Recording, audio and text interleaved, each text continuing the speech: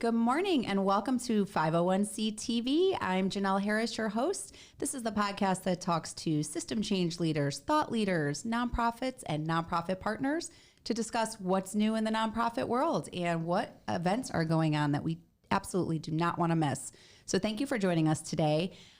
I am so excited. I've been waiting weeks for today to have the opportunity to talk to my guests today from the Soup Kitchen. I am honored to have in studio with me Marlene Mejia and Dimitry Viarenich. Good morning. Thank you so much for joining. We have a lot of ground to cover, you guys, today. The Soup Kitchen, which is located in Boynton Beach, is an incredible organization with such an interesting and amazing background. And the one thing we want to know today is round of applause. You guys, they're celebrating 40 years that they've been doing this work and this mission. And when we get into what's going on here today, you guys are going to be just amazed by all of the things and how much they've actually grown over the years. So thank you so much for joining me today. I'm super excited for this.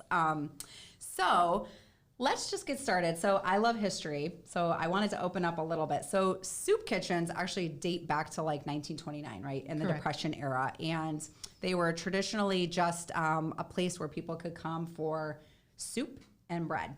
And they were typically run by charities or private nonprofits, right?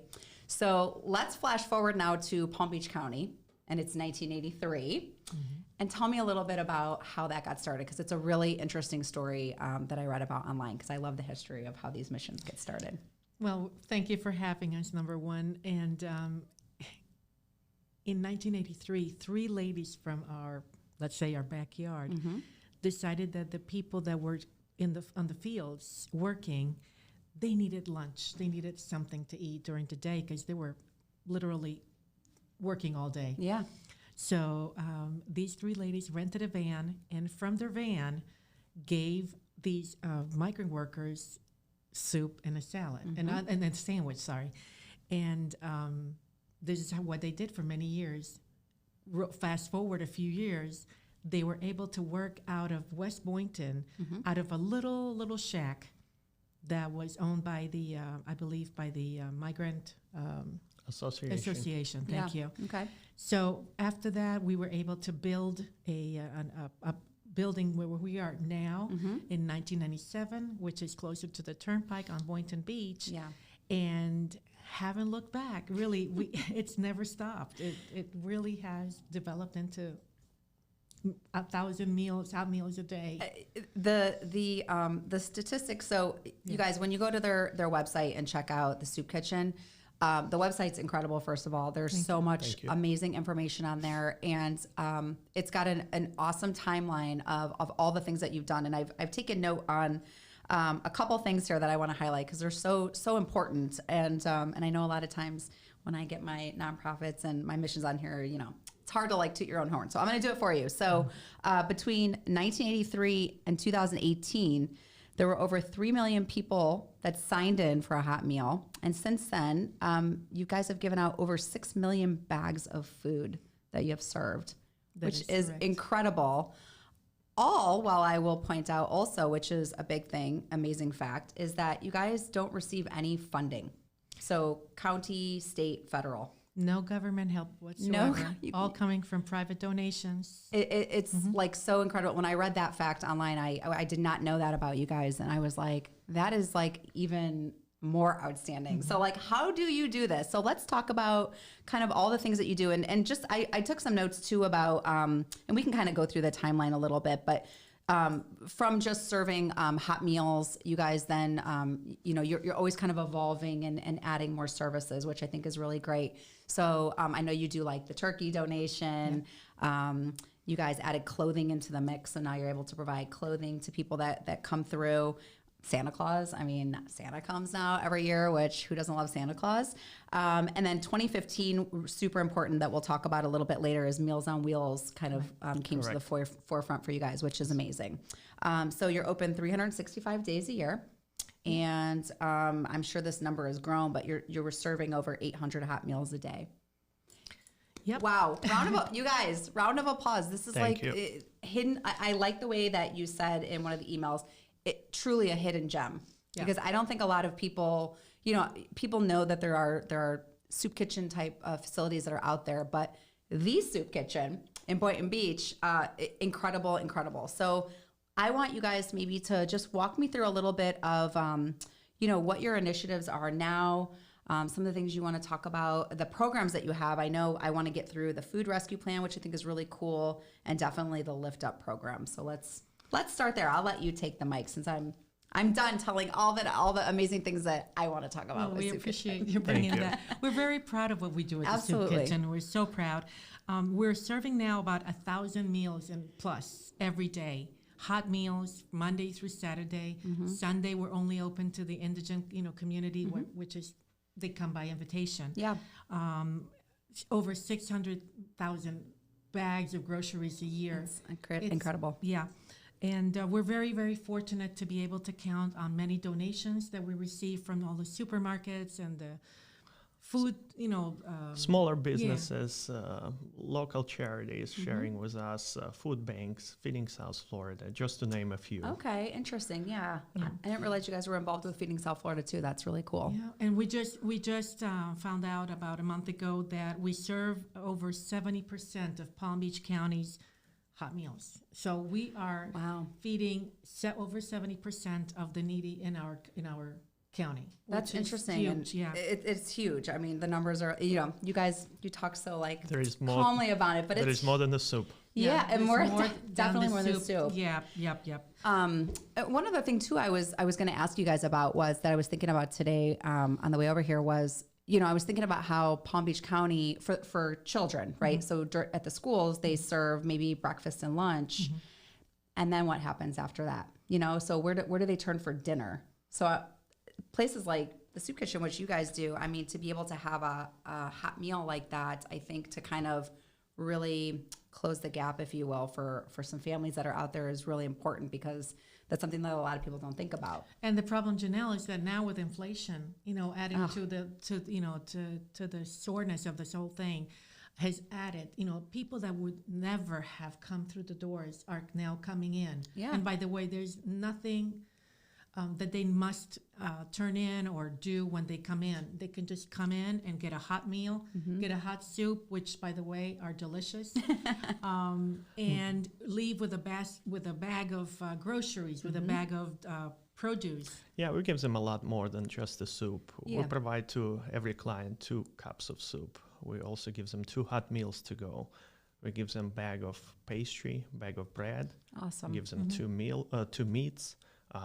Dairy product, so the fruits and vegetables. So when they walk out of the door, they hold a giant banana box filled with food, and they can share it with their families. They don't have to bring their kids, husbands, wives. They can just come by themselves, right. and we'll supply them enough for probably a week. Oh, that's amazing. amazing. However, if they need it, they can come back tomorrow and the day after, and so on. So. That's amazing. That's so great. And the way we can do this, Janelle, also is by being extremely efficient in the kitchen. 94 cents of every dollar that we spend goes to each program.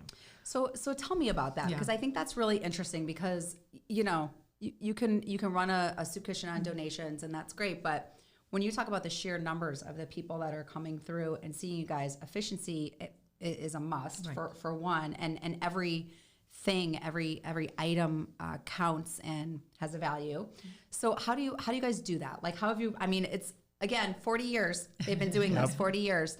How do you think that you've improved those systems over that time that makes you guys so successful at doing this? Well, number one, we're extremely efficient. We only have 4 full-time paid staff and 7 part-timers. So that is how we do it. Number 2, we have an extremely talented and giving volunteer crew. We are almost at 280 of them. Oh, that's incredible. Volunteer-driven organization. Totally volunteer-driven. And for example, during the pandemic, we were down to 3. Oh my gosh. The numbers and still the doors were open. Still the doors were open. Well, we reach out to local high schools. We reach out to local communities, see whoever is not occupied and would like to help us. And we actually have to rebuild our volunteer pool from the scratch after the pandemic. So now it's back to normal. Yeah, I mean, that's just, again, you think about the pandemic and how many systems that just interrupted on its own. You know, it's amazing that you're able to bounce back and still provide all that without really kind of like missing a beat. So during the pandemic, we used to have airline pilots come to the soup kitchen, grab a food because they would lose their jobs and they would not have any flights, and they would come and ask for help. So, you know, and I think that's such an important thing, because I feel like with something like a soup kitchen, I mean, food and being hungry, that's like it's the main, like, it's the number one basic need that needs to be met. And I think it can touch anyone at any time in any situation. Doesn't matter your background, where you come from. Like you said, I mean, something unforeseen happens, and where do you go? You know? Like our name says, we're feeding the heart, mind, and body. Yeah. You need to be nourished in order to make decisions in your life. You need to be mentally stable. Right. So that's why we offer them also classes and education. And then you need to be happy. You need to be able to surpass your problems. Everybody has problems. Yeah, it's just of a matter course. of how you deal with it. Absolutely. So we try to teach them with the certain programs and certain, the way we treat them, you know, too. So. A lot of people asking, why are you open 365 days? Don't you want to take a break? I say, do your stomach take a break? Exactly. Do you skip a day without food? No, you don't. So that's a great point. I understand you or me, we can jump in the car, maybe just go and get a lunch somewhere. Right. But the homeless people, homebound senior citizens, they can afford doing this, or they just physically cannot reach out to the places. So we have to be open every day. And we thank you for that. It's an incredible thing. So tell me a little bit. So Marlene, you kind of touched on some different programs that you guys have. Tell me about some of these lift up programs, because these were very exciting when I was online doing some research. So again, I feel like you guys are like wrapping your arms around in a lot of different ways. So instead of just food, what are some of these other programs that you guys have? We like to call it, we treat everybody from a newborn baby to a 105-year-old person, a senior. So we have the taking care of our babies, which was established in 2008. Okay. And we take care of every 2 weeks of providing diapers and formula and whatever is needed, cribs, whatever is needed for the moms to be. Marlene, how many diapers we served 2 weeks ago? Please About remind. 21,000 in one day. It is crazy. Yeah. It's like you guys, they put a call out. They're like, okay, we have a short, like we need some diapers, and the community just like brings it, and it's pretty cool to watch. So the community is amazing. Yeah, you guys need to follow them. I will put everything up at the end, but follow all of their social channels, because you really, if you're having a bad day, you just look at that and you're like, there really are like really good people out there doing things, which is why I love having guests like you come in, because it gives me faith in humanity. Like there's still really great things that are going on here. And we try to be the highest, most impactful food line in Palm Beach County, which we think we are, and we think that we are in all of South Florida. Yeah. By our numbers. We don't shy away from numbers. We don't shy away from receiving. We don't shy away from asking. So it's a constant. And I think one of the ways we succeed is we don't ask any questions from any of our guests. Right. They just can simply walk in. They don't have to show us an ID, answer any questions. Go ahead. You need food. There is a reason why you're here for. Yeah, so. And I love that. I think that's so great. And then I thought the food rescue plan was really cool, because this is something that I always think about when I'm shopping, or if I'm at a coffee shop, you know, and I know they get pastries and things like that. Well, what happens to that stuff if it's not sold? So to put it in context, last year we gave away over $10 million worth of donated food. Oh my gosh, you guys. So instead of it ending up in the garbage, we make sure that it is good enough to give away. It's only maybe a day or two before they expire or they're no longer good. And on top of everything, we love to be green. So whatever food we think it cannot be consumed, because I would not give it to my mother or my daughter or whatever. We have a pig farm that comes and picks up and rescues that food. Really? So, yep. Oh, that is so cool. We have a little joke. We turn food into a ham. I love that. Actually, by the way, he's from Wellington, so he's local. That makes me that's just so cool. I love the way you guys are always kind of like thinking of that. Yeah. So it's really neat, because that's one thing that crossed my mind. I'm like, you know, just the sheer numbers of people that you guys see on a daily basis, like even if you took something that, you know, you had to turn around in 3 days, that's not a problem. I mean, there's so many people coming through your doors. So I think that's really neat. Okay, so tell me a little bit more about your volunteers. So I want to get involved. I want to lend a hand. What can I do? What can I do to help the soup kitchen? We want you. Number one, we want all of the volunteers who are willing to spend maybe one day out of the entire week, Monday through Saturday, to come in, 5-hour shift, 7 a.m. to 12 o'clock is all we ask for. Okay. And there's a job for everybody. You know, you can be sitting down, you can be standing up, you can be socializing. So, you can be by yourself. You name it. There is, like Marlene mentioned, everyone will so many ways find a way to keep themselves occupied. Okay, perfect. And then would I just go online and just apply as a volunteer? Is that you all? would. All You that's could needed? call us, you could email us, you could text us. Or even if you simply just show up. As long as it's not a large crowd, Yeah, we'll accommodate exactly. you. You're like, we will find a spot for you to do that. That's amazing. All right. So what's Buy a Brick? I saw that online. So it's a program that we established, oh my gosh, in the 2000 maybe era. Okay. We started embossing bricks. Okay. In memory of or honor of. Cool. So we have now dedicated a memory garden. Oh, very in cool. the name of our executive director, and Enrique, and also in honor of all of those who have perished or who are no longer with us or whose birthdays were important.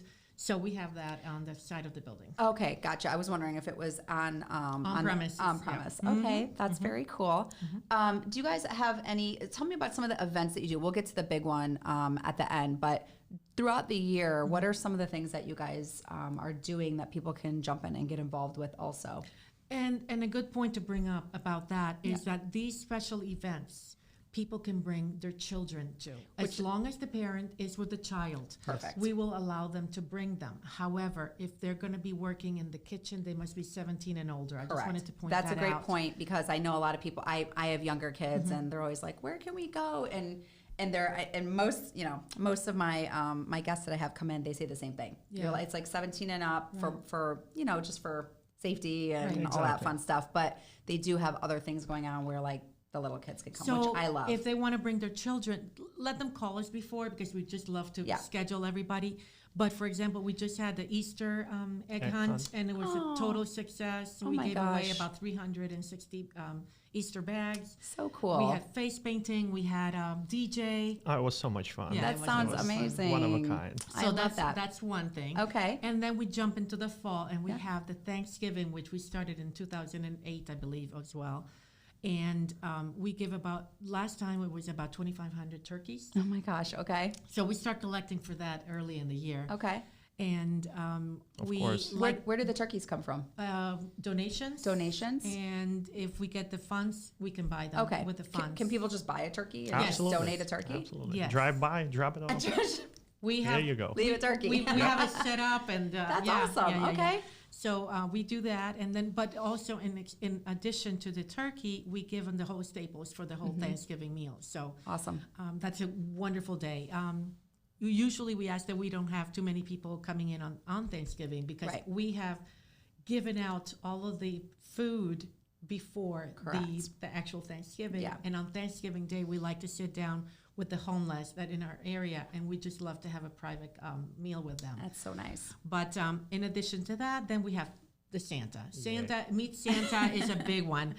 Over 11,000 toys. Oh my gosh. To over 3,000 families. That's crazy. So yeah, it's a huge event that we do, and with Caritas Center next door to us, which by the way is a different entity, but we're just in the same we're neighbors. Community. Okay, compound. awesome. And it's all drive-through event, so it's very efficient.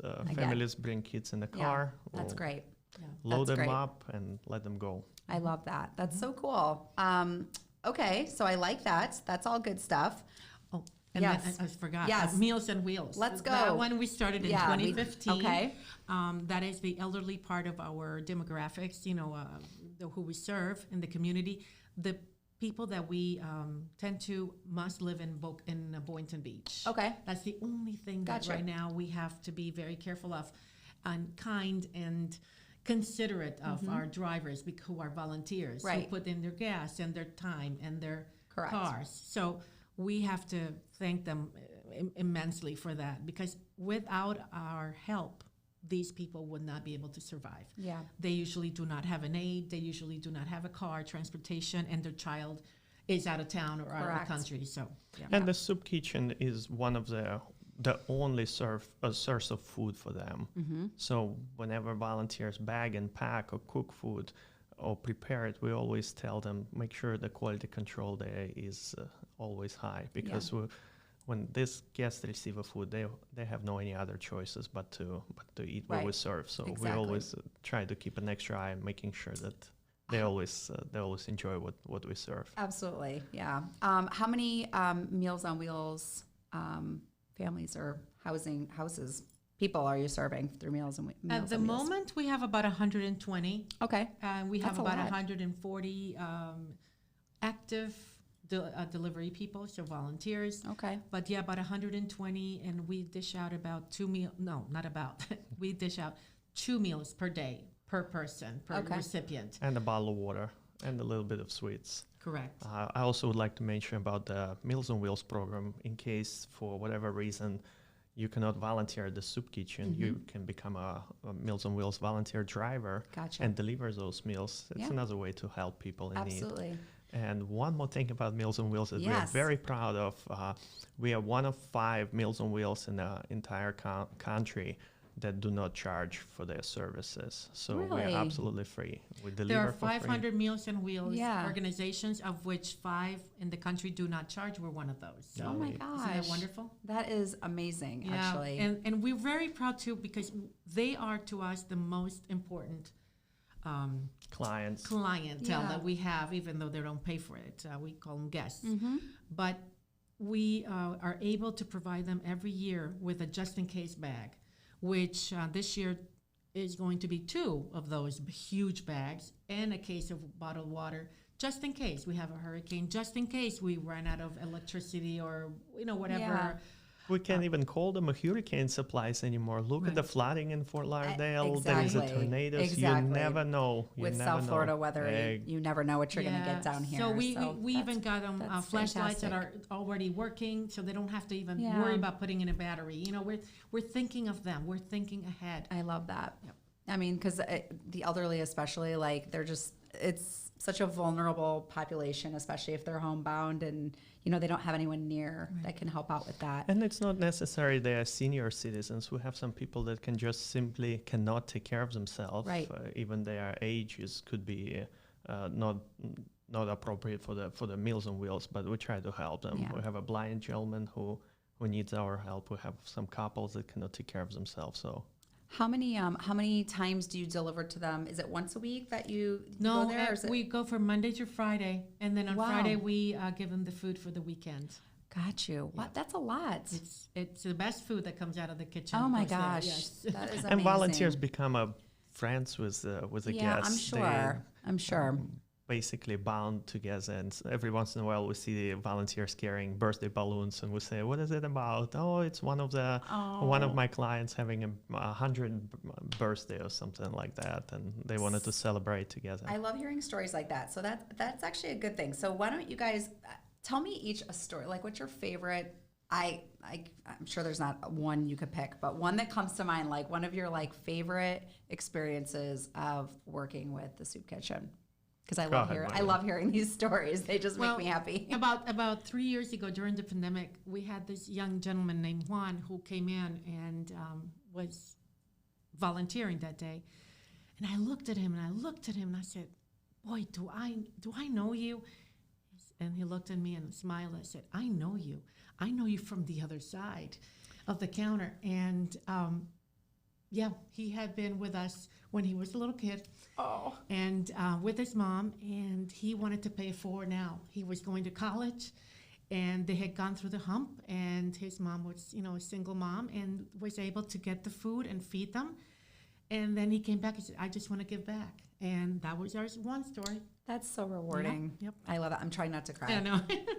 Julia. Well, we had a gentleman named Michael. His mom brought him to the soup kitchen. He was homeless. She tried to put him back on the truck, but had no success. And we took over. He was a volunteer for about a year. Eventually, he became an assistant of a driver and evolved with a soup kitchen and started helping young adults that are aging out of the foster care system because of his past experience. Even though he has mom and dad, but being in the streets taught him a lot. And now he became a role model of the soup kitchen. We always introduce him to our clients or people that are going through tough times because he will understand them more than anybody else. Absolutely. And I think that's so important that, it shows that there's hope there. So just because you might be in a hard spot now that, you can get through it and people just like you have, and here they are, and that's such an amazing thing to be able to give back and show people that are there. So I love hearing things like that, and that it comes full circle. We have a thing that we do every morning. It's called pre-shift, which Dimitry introduced to the soup kitchen when he joined us. And every morning we meet for about 10-15 minutes with all our volunteers. We call it pre-shift. And I always end up with saying, you never know what side of the counter you may be on at a certain time in your life. Therefore, we treat everybody around us and everybody who comes through the doors with dignity, yes, with compassion, with love, and above all, respect. Well, so that's what we offer to everybody that works with us, and that's how we hope that we're portraying ourselves. I mean, I think it shows. You guys have 40 years of just incredible service to the community, and I just have to say, anyone in this area that is around is so fortunate that to have you guys there, because there are plenty of areas in the world and in our country that don't have these kind of services available. So Correct. We thank you so much for doing that. With that being said, let's talk about the gala, because this is going to be like a big deal. Everybody's going to want to be involved, and I want to talk about what the gala is. It's called the 40th Ruby Anniversary Gala. It's being hosted November 2nd Correct. of this year. So this fall coming up, and I know that you guys are working feverishly on all the details and putting together what I can't even imagine a gala entails, but a lot of work, you guys. So tell me a little bit about what the gala stands for, what you're hoping to accomplish with it, and what we can expect from the gala. It'll be held, like you said, on November 2nd, which is a Thursday. We want people to have a good weekend. So we're going to have it during the week. It's going to be at Indian Spring Country Club in Boynton. Perfect. And we're expecting between 300 and 400 people. Great. It is our largest fundraiser of the year. Okay. We don't usually do many fundraisers, but this one is going to be the largest one this year. Because we're celebrating 40 years only once. Yes, this is right. true. This is a big deal, you guys. This 40 years that's a lot. That's a long deal. time. It's a big deal. It's a big deal. I should be very proud. So, the idea is to have a great time, a good food, and live auction, raffles, silent auctions, entertainment, you Awesome. name it. Just to advertise the soup kitchen, to let people know that we exist, potential donors, potential volunteers, Right. somebody who might want to be involved but never really had a chance to do that. Sure. So this is a perfect opportunity. Okay, and so as far as the ticket sales for this, I would assume that there are corporate sponsorships available. Yes. And then how does it work from there? Is there like tables? Is there individual tickets you can buy? So thank you for asking. We're right now going through the process of sponsorship. Okay, And at the end of the month, we're planning on launching the invitations. perfect. And the invitations will go out per person or per table. Okay. So there will be 10 people per table. Got It'll it. be $2,500, and each ticket will be $250. Okay, perfect. That sounds very exciting. And then what is kind of the message? Are you guys going to be celebrating 40 years? And again, we want to showcase the soup kitchen, right? So that's kind of the point behind Our it. motto is going to be yesterday, today, always. Okay. That is our motto for this year's 40th. Sorry, 40th. Yeah. 40 anniversary. years. How long have you been with the soup kitchen? About 24. 24? I volunteer for about 21 years, Oh and my then gosh. 3 years ago I became the CEO. So incredible. Pretty much every Yes. employee at the soup kitchen, being volunteer in the past. Yeah, I can. You have I can to see that. kind of experience it in order to fall in love with it and get your way into a work process. Yeah, makes sense. And Dimitry, how long have you been there? For 5 years. 5 years. Wow, that's great, you guys. Thank you. It's a passion. Yeah, I mean, totally a passion, like a labor of love. I can't imagine, showing up there every day and not just feeling. Yeah, some people full. come in and say, "Oh, this is so sad," and I'm like, "No, I think we should be happy that we are able to distribute and impact so many people in 1 day or 2 days or 3. And we are fortunate that we're able to save food from being dumped, and repurpose it and reuse it and still be good. So aside from efficiency, because we talked about that, which is super, super important, what do you think is like that winning recipe? See what I did there? What do you think is what is the winning recipe for the soup kitchen? Why do you think it's been so successful for so long and only growing and doing better? I think volunteers. Yeah. Kind people. Yes. They do exist. They do help us. Yes. Without them we wouldn't make it. Yep. Simple.